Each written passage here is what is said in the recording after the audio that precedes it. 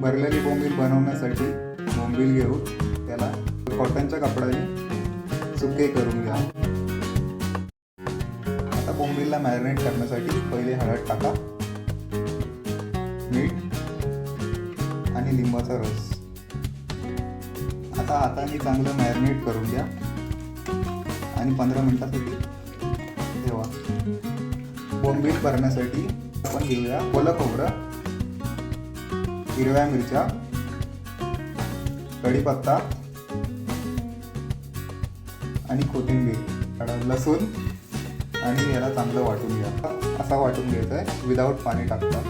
आता मॅरिनेट झालेल्या बोंबीलला मसाला लावून घ्यायचा आहे. मसाला भरल्यानंतर फोल्ड करून त्याला अर्धा तास ठेवा. त्यासाठी पहिला रवा घ्या आणि मीठ त्याला चांगलं मिक्स करून घ्या. मॅरिनेट केलेल्या मच्छीला आता चांगलं कोटिंग करून घ्या रव्याने. गरम पॅनमध्ये तेल टाकून घ्या.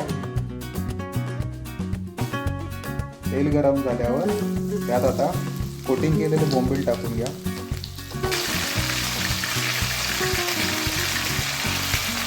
बोंबील चांगले शॅलो फ्राय झाल्यानंतर त्याची साईड पलटी करून घ्या. आता फ्राय झाल्यानंतर त्याला काढून घ्या.